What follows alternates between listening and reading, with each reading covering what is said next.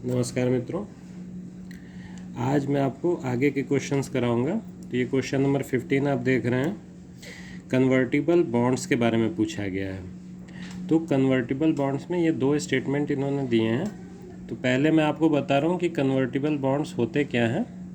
तो देखिए, convertible bonds is a fixed income corporate डेब्ट security that yields interest payments but can be converted into a predetermined number of common stock और equity shares। इसका मतलब ये है कि कन्वर्टिबल बॉन्ड वो बॉन्ड होते हैं जिनमें कि वो एक समय के बाद इक्विटी में भी कन्वर्ट हो सकता है। मतलब इंटरेस्ट पेमेंट अगर वो कंपनी नहीं दे पा रही है तो वो आपको अपना शेयर दे देगी। ठीक है, तो इसलिए कन्वर्ट हो जाते हैं शेयर में, इसलिए इनको कन्वर्टिबल बॉन्ड कहते हैं। अच्छा, पहला जो स्टेटमेंट इनका है, as there is an option to exchange the bond for equity convertible bonds pay a lower rate of interest. तो ये करेक्ट है स्टेटमेंट कि ये बाकी बॉन्ड्स की तुलना में इनमें रेट ऑफ इंटरेस्ट कम होता है क्योंकि इक्विटी का ऑप्शन इसमें रहता है, इसलिए। सेकेंड चीज़ है कि the option to convert to equity affords the bond holder a degree of indexation to the rising consumer prices. ये देखिए, ये डायरेक्टली कहीं नहीं दिया है ये सेकेंड स्टेटमेंट, ये एक इम्प्लाइड चीज़ है। इम्प्लाइड इन द सेंस कि हमें अपने कॉमन सेंस से सोचना पड़ेगा कि ये करेक्ट है कि नहीं। तो अगर ये इक्विटी में कन्वर्ट कर रहा है बॉन्ड को, तो देखिए जो रेट ऑफ इंटरेस्ट है वो तो पहले से फिक्स होगी, लेकिन अगर कंपनी में इक्विटी उसको दे रहा है, मतलब शेयर्स दे रहा है, तो अगर कंपनी की ओवरऑल कॉस्ट बढ़ेगी, मतलब ओवरऑल उसकी वैल्यू बढ़ेगी, कैपिटल बढ़ेगी, तो वो अपने आप उसका शेयर की वैल्यू में बढ़ोतरी हो जाएगी। तो इसलिए एक तरह का वो राइजिंग कंज्यूमर प्राइसेस के हिसाब से एक डिग्री ऑफ इंडेक्सेशन उसको मिल जाएगा। तो ये भी कन्वर्ट होना चाहिए। तो इसका आंसर होगा बोथ 1 और 2। अब देखिए क्वेश्चन नंबर 16, इसमें 3 वैश्विक संस्थाओं के नाम हैं। पहला है एशियन इंफ्रास्ट्रक्चर इन्वेस्टमेंट बैंक। तो इसके बारे में मैं आपको बता दूं, ये बेस्ड इन बीजिंग है और 2015 में इसका निर्माण हुआ था, मतलब ये फाउंडेड था 2015 में। और चाइना इसका बिगेस्ट शेयर होल्डर है और India second largest share holder है। तो इसमें फर्स्ट में मतलब इंडिया इसका एक पार्ट है। अब दूसरा देखिए, मिसाइल टेक्नोलॉजी कंट्रोल रेजीम, इसमें भी इंडिया एक पार्ट है। ठीक है। थर्ड है शंघाई कोऑपरेशन ऑर्गेनाइजेशन, इसमें भी 2015 में भारत और पाकिस्तान दोनों को इसका पार्ट बनाया गया था, मतलब मेंबरशिप दी गई थी। तो इसमें तीनों में भारत मेंबर है, तो इसका ऑप्शन डी होगा। देखिए यहाँ पे मैंने इन तीनों का ईयर ऑफ फाउंडेशन भी लिख दिया है। ठीक है। अब 17 पे चलते हैं। इसमें वियतनाम के बारे में 5 स्टेटमेंट दिया गया है, हमें ये बताना है कि इनमें से कौन कौन सा सही है। तो देखिए पहला statement, Vietnam has been one of the fastest growing economies in the world in the recent year. ये सही स्टेटमेंट है। हाल के वर्षों में वियतनाम ने बहुत तेज़ी से जीडीपी में ग्रोथ की है। फिर दूसरा है, Vietnam is led by a multi party political system. ये गलत है, वियतनाम में भी वन पार्टी सिस्टम है लाइक चाइना। थर्ड है, Vietnam economic growth is linked to the its integration with the global supply chains and focus on exports. ये भी like China है और ये भी स्टेटमेंट सही है। Fourth statement, for a long time Vietnam's low labour cost and stable exchange rates have attracted global manufacturers. ये भी स्टेटमेंट सही है। वहाँ पे लेबर कॉस्ट कम है और एक्सचेंज रेट स्टेबल्स हैं, इसलिए ग्लोबल मैन्युफैक्चरर्स वहाँ खींचे हुए आते हैं। पांचवा स्टेटमेंट है, Vietnam has the most productive E service sector in the Indo Pacific region. ये ट्रू नहीं है। तो इसका ऑप्शन कौन सा सही होगा? ये वाला सी, 1, 3 और 4। नेक्स्ट क्वेश्चन देखते हैं। क्वेश्चन नंबर 18 में कहा जा रहा है, in India which one of the following is responsible for maintaining price stability by controlling inflation. तो इन्फ्लेशन को कंट्रोल करने का काम कौन करता है? तो रिजर्व बैंक ऑफ इंडिया। क्यों? क्योंकि repo rate, reverse repo rate, bank rates, ये सब रिजर्व बैंक ऑफ इंडिया घोषित करता है और इनका सीधा असर पड़ता है महंगाई पर। तो 18 का डी आंसर होगा। नेक्स्ट क्वेश्चन है, with reference to non fungible tokens NFTs consider the following statement. तो नॉन फंजिबल टोकन्स की बात की जा रही है और इनके बारे में 3 स्टेटमेंट दिया गया है। तो सबसे पहले आपको पता होना चाहिए फंजिबिलिटी क्या है। Fungibility is the ability of an asset to be interchange with other assets of the same type. मतलब वो इंटरचेंज हो जाते हैं। नॉन फंजिबल का मतलब कि ये इंटरचेंज नहीं हो पाते, और यही इनमें और क्रिप्टो करेंसीज में डिफरेंस है। काम तो ये भी ब्लॉकचेन पे करते हैं और क्रिप्टो करेंसीज भी ब्लॉकचेन टेक्नोलॉजी पे काम करती हैं, लेकिन ये इंटरचेंज नहीं होते। तो अब ऑप्शन पहला स्टेटमेंट देखिए, they enable the digital representation of physical asset, ये करेक्ट है। सेकेंड है, they are unique cryptographic tokens that exist on a blockchain, ये भी करेक्ट है। थर्ड है, दे कैन बी ट्रेडेड और exchange at the equivalency and therefore can be used as a medium of commercial transaction, ये गलत है। तो इसमें होगा 1 and 2 only, A.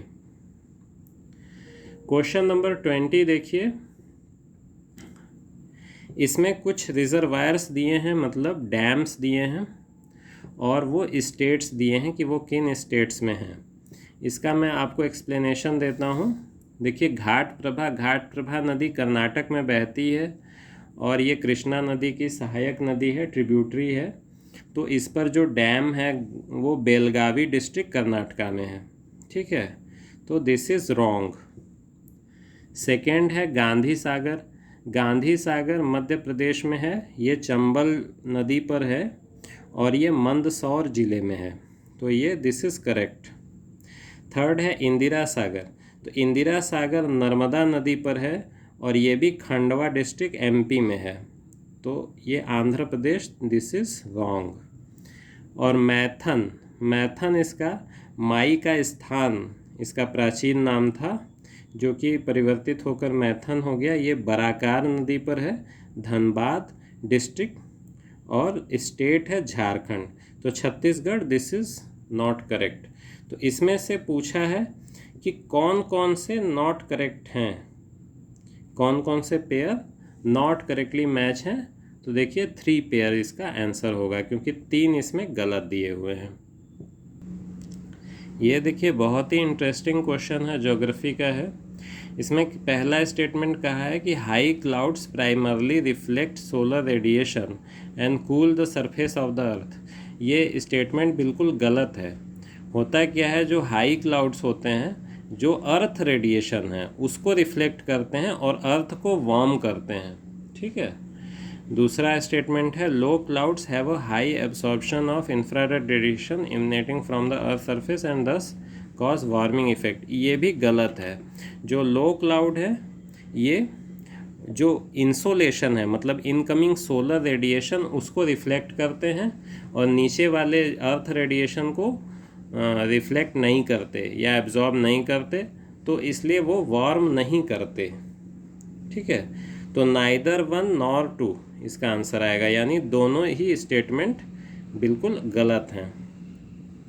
Question number 22, BDBD is a large refugee settlement in north western Kenya, ये गलत है। इसका एक्सप्लेनेशन मैं आपको दिखा रहा हूँ। देखिए, BDBD जो है वो refugee camp in north western Uganda है और उसमें 2,70,000 से भी ज़्यादा साउथ सूडानीज़ रिफ्यूज़ी हैं। अब इसको स्टेटमेंट्स में देखते हैं कि ये कौन कौन सी बात सही है। ये देखिए, पहला स्टेटमेंट गलत है क्योंकि युगांडा में है, न कि केन्या। दूसरा है, साउथ सूडान से जो सिविल वार से भाग कर आए BDBD में रह रहे हैं, ये करेक्ट है। थर्ड है, some people who fled from civil war in Somalia live in Dadaab refuge complex in Kenya, ये सही है। केन्या में एक जगह है दादाब, वो बहुत बड़ा रिफ्यूजी कॉम्प्लेक्स है और वहाँ पे सोमालिया के बहुत सारे जो शरणार्थी हैं वो रहते हैं। तो इसका आंसर होगा सी, 2 and 3 ओनली। 23 में मेंबर्स पूछ रहा है ऑर्गेनाइजेशन ऑफ तुर्किक स्टेट्स। तुर्की भाषा बोलने वाले देशों का एक संगठन है जिसका नाम है ऑर्गेनाइजेशन ऑफ तुर्किक स्टेट। उसके कौन कौन से सदस्य हैं, ये 5 दिया है, उनमें से बताना है। मैं इसका एक्सप्लेनेशन आपको दिखा रहा हूँ। ये देखिए, ऑर्गेनाइजेशन ऑफ तुर्किक स्टेट ये 2009 में बना था। इसका जनरल सेक्रेटेरिएट इस्तांबुल में है और इसमें तुर्की भाषा बोलने वाले या तुर्क मूल के लोग हैं, जिसमें अजरबैजान, कजाकिस्तान, किर्गिस्तान, तुर्की और उज़्बेकिस्तान हैं। तो हम अपने ऑप्शन में देखते हैं। देखिए, आर्मेनिया नहीं है, अजरबैजान है, क्रोएशिया नहीं है, रोमानिया नहीं है, उज़्बेकिस्तान है। तो 2 and 5 ये इसका आंसर होगा। क्वेश्चन नंबर 24 देखिए, गुजरात, इसमें 3 स्टेटमेंट है, बताना है कि सही है या नहीं। मैं आपको एक्सप्लेनेशन भी इसका दिखाऊंगा। Gujarat has the largest solar plant in India, ये गलत है। लार्जेस्ट सोलर प्लांट जोधपुर, भादला एक जगह है, जोधपुर राजस्थान में है। सेकेंड है Kerala has a fully solar powered international airport, ये सही है। कोचीन एयरपोर्ट बना था और वो इंडिया क्या वर्ल्ड का फुली सोलर पावर्ड एयरपोर्ट था। Goa as the largest floating solar photovoltaic project in India, ये गलत है। लार्जेस्ट फ्लोटिंग सोलर प्रोजेक्ट जो है वो रामागुंडम तेलंगाना में है और अभी ओमकारेश्वर में वहाँ मध्य प्रदेश में बन रहा है, उससे भी बड़ा। तो इसमें केवल 2 ओनली होगा। नेक्स्ट 25 क्वेश्चन देखिए, 25th क्वेश्चन, ये UN conventions of on the law of sea, UN clause इसे कहा जाता है, ये 1982 में अस्तित्व में आया था। इसके बारे में बात की जा रही है। एक रिलेवेंट इन्फॉर्मेशन देखिए कि एक नॉटिकल माइल जो है 1.15 लैंड माइल के बराबर होता है, जो कि 1.85 किलोमीटर के बराबर होता है। ठीक है, तो ये भी कभी कभी पूछ देता है। अब देखिए, इसमें 3 स्टेटमेंट दिया है। A coastal state has the right to establish the breadth of its territorial sea up to a limit not exceeding 12 nautical miles, measured from the baseline determined in accordance with the convention।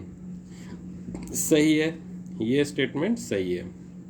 तो 12 nautical mile तक उसका territorial सी होता है और उसके पहले लैंडवार्ड वो inland water होता है। ठीक है। सेकेंड है, ships of all states whether coastal और landlocked enjoy the right of innocent passage through the territorial sea, ये भी सही है। इनोसेंट पासेज का अधिकार दिया जाता है कि केवल वो जा रहे हैं, ना तो वो कोई वहाँ पे एक्सकेवेशन कर रहे हैं, मतलब किसी तरह का वो खनिज वगैरह को एक्सप्लोर नहीं कर रहे हैं, और ना तो कोई मिलिट्री फॉर्मेशन कर रहे हैं, मतलब नेवल फॉर्मेशन कर रहे हैं, बस चुपचाप जा रहे हैं, तो उनको जाने दिया जाएगा टेरिटोरियल सी में से भी। इन लैंड वाटर्स में से वो नहीं जा सकते। थर्ड है कि exclusive economic zone shall not extend beyond 200 nautical miles from the baseline from which the breadth of the territorial sea is measured, ये भी करेक्ट है। तो ये तीनों स्टेटमेंट जो है यूएन क्लॉज की दृष्टि से करेक्ट है, तो इसका ऑप्शन होगा डी। ठीक है, तो आप हमारे साथ बने रहें, हम आपको पूरा पेपर इस तरह से एक्सप्लेन करके सॉल्व करा देंगे। वीडियो देखने के लिए धन्यवाद।